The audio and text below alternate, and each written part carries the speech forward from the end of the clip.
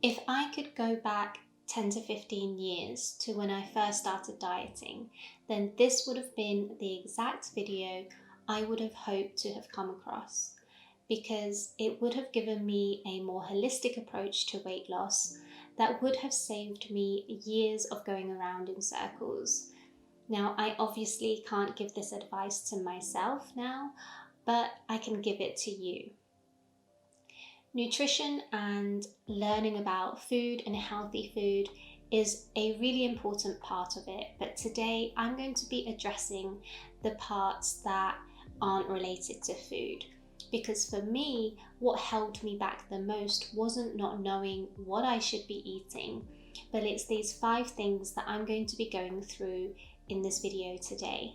It took me a really long time to figure out how to overcome the things that were stopping me from making the changes that I wanted. I wanted to lose weight. I wanted a consistent healthy eating lifestyle. And these 5 things are what helped me the most in breaking through that barrier. And most of them are working on the inner self and my relationship with food. So let's jump straight into number 1. Number 1 is mindset. Our mindset has such a strong influence on our everyday behavior. And what held me back the most was a lack of self-compassion. I was always quick to overly criticize myself. I felt like everything I did just wasn't good enough. And I projected this lack of self-compassion onto my food and onto my weight. The harder I tried, the more it would backfire. And I just felt like I was living in a vicious cycle. What I know now is research shows that self-compassion increases the motivation for self-improvement and it can stimulate change. So what this means is self-compassion creates a safe place, a safe context and environment for us to be able to confront and look at those negative parts of ourselves. What this meant is I was able to look at those parts of myself in a more fair way and more rationally, and that meant I stopped jumping to really extreme conclusions about myself, and I stopped being overly harsh.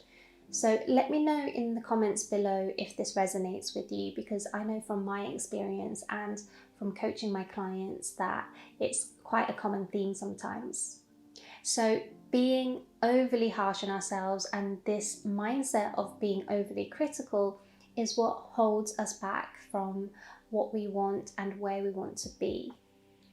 So by shifting to a softer self-love approach, that's how we're going to be able to encourage ourselves to keep moving forward. Now, I didn't change and shift my mindset overnight. It was something that I had to work on for a really long time, over the course of months and years. And now when I look back, what I see had happened is my mindset was constantly evolving over that period of time. So how I overcame this and how I became more compassionate with myself is I spent a lot of time thinking about those moments where I was self-critical with myself. So I would write them down in a diary, or I would just mentally think about them a lot. So these were incidences where, for example, I would beat myself up for overeating, or in my eyes, eating too much. Or I would tell myself off for eating certain foods that I deemed to be bad or that I shouldn't have eaten. And I pretty much criticized myself on a daily basis every morning when I would get out the shower and get dressed. So these critical moments, I would really think about them. I would write them down. Sometimes I would write them down in a diary, and I would assess them in a non-judgmental way. And I did that by responding to them as though I was responding to a really, really close friend. Or sometimes I would imagine if I had a daughter, how would I respond to her in a compassionate way? And after practicing this after some time, what happened was those responses that I was writing or thinking of slowly became my own voice to myself. And eventually what happened is my mindset began to shift. It began to become a little bit more positive, a little bit at a time. And that's because I had proactively changed the dialogue within me. The second thing that helped me the most is I reevaluated my goals. And what I did was I actually stopped setting goals and instead I set intentions. Because what I realized is with goals, there's always an end point, and what I'm trying to do is to build a lifestyle. And when you have a lifestyle, you don't expect it to end, you don't expect it to just stop. And that's what intentions do. They don't stop, they keep going. So by reevaluating my goals, I was able to clarify what's important to me, what do I truly value. And so I set intentions that actually served my best interest in the long term.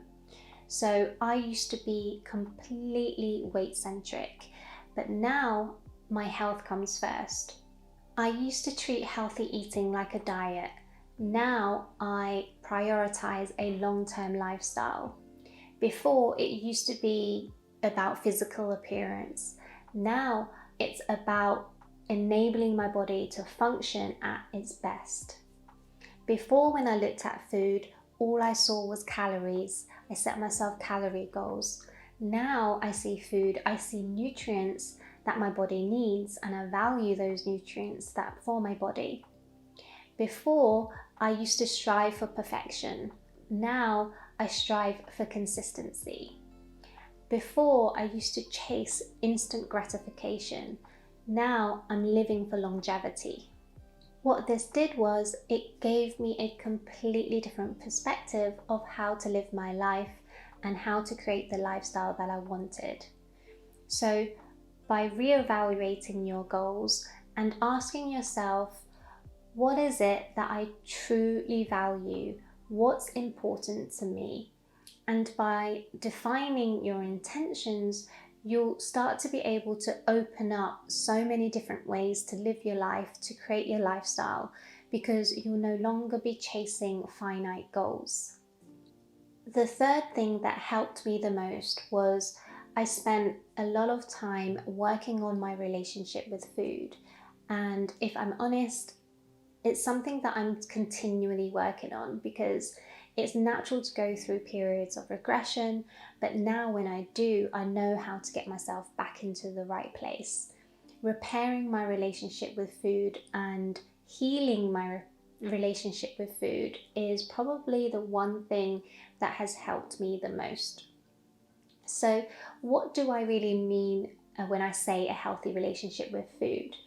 It's about trust. It's about honoring your body's needs. It's having mind-body connection, and it's really being at peace with all foods. So what this means was I had to work on breaking free from diet mentality.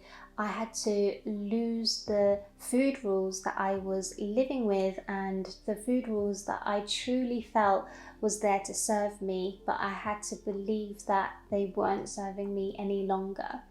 So for example, I used to be a part of the Clean Plate Club. I was taught from a really young age as a child that I had to always finish my food. I had to clean my plate. And what this taught me from a really young age is to ignore my own internal signals, to ignore my feelings of fullness. Then we have diet culture. It's not only in the media, but it's ingrained into our culture, it's ingrained into our language.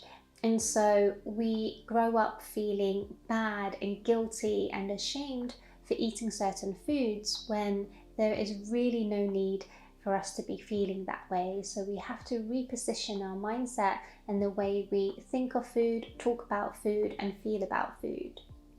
And then we've also become disconnected and out of tune with our bodies, because We follow diet plans or weight loss apps that tell us how many calories to eat, and we follow nutrition information out there that's all really contradictory. So we have become out of tune with our bodies. So even though there wasn't just one thing that helped repair my relationship with food, what I think had helped me the most is I stopped restricting any types of food or any categories of food groups. And this helped me become less obsessed about food. I wasn't thinking about food all the time, and this gave me more control around food. I stopped feeling out of control, and that meant I stopped having initially frequent overeating episodes, and eventually that died down to the point where now I hardly ever would have overeating episodes. So by putting all foods on an equal playing field, I was able to gain control and freedom. And this means that I was able to maintain consistency with my eating patterns.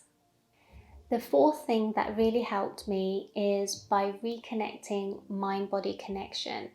And this is really an extension of having a healthy relationship with food.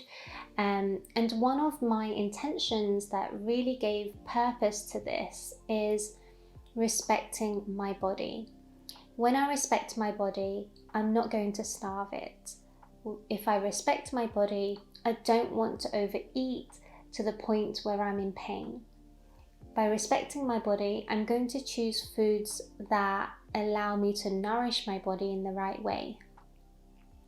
When I respect my body, I'm trying to listen to it in the right way and care for it in the right way. And this means I'm not trying to override it with rules, and I'm not trying to outsmart it. What I did to become more in tune with my body is I practiced two things. One is mindful eating, and two is learning how to honor my hunger and fullness. And practicing these two things were really complementary to being able to connect mind and body. So mindful eating enables me to be able to listen to my internal cues better. It enabled me to be able to feel when I'm hungry, when I'm full, or when I'm even in a neutral state. And so over time, these two practices enabled me to respond to my body's cues intuitively, which meant that I was able to maintain balance on a long-term basis. Number 5 is habits. The biggest thing that helped me figure out which habits are right for me is when I stopped copying the types of habits that I thought I should have, and when I stopped following a diet plan. Because I never thought about what would work for my life. What do I like? What do I not like? And so when I started shaping habits to fit into the flow of my life, the types of changes that I was trying to implement just started to make more sense, and they just felt right. But I'm not saying it was easy, because genuinely changing your behavior for good is hard. You're going to face friction. I faced a lot of friction. And so you need to give yourself enough time and patience. And one of the things that I figured out was by working with the brain instead of against it, it can be done. How I worked with the brain is I stopped trying to create the perfect habit. When we try to do too much, it creates a lot of friction for the brain to try and tackle, because the task in itself is really big. It creates friction, and it makes that task really unattractive to the brain because it requires a lot of energy to carry out. We have to let go of the idea that we can just wake up the next day a completely different person with loads of different and new habits. It's just not going to work. For new habits to form, we have to be able to repeat the behavior and get the frequency in. It's the frequency that allows the brain to develop those new neurological pathways to eventually form a habit. So the easier habit creates a gateway for the bigger habit to develop over time. So when I stopped putting pressure on myself to eat perfectly every day, instead I just focused on the small things that I could do. They didn't feel like a chore. And these small habits are what helped me change my lifestyle bit by bit. So those were the 5 things that helped me the most. I guess you can almost call them 5 strategies because they really take a lot of time and patience to work on. But I'm really glad I know what I know now, because I wish I had this information back when I first started. And now I'm really happy to be able to share this with you as well. So if you do want to practice any of these things, if you think they will benefit you as well, I would recommend going slowly and choosing just one area to focus on that you think will benefit you the most. Give yourself enough time and patience. And if you want me to go into any more detail around these areas, please let me know in the comment section below so I can make a follow-up video or a more in-depth video for you. Thank you so much for watching my first YouTube video. If you liked this content, please give me a thumbs up, and if you would like to consider subscribing, that will be amazing, and I hope to see you in the next video. See ya!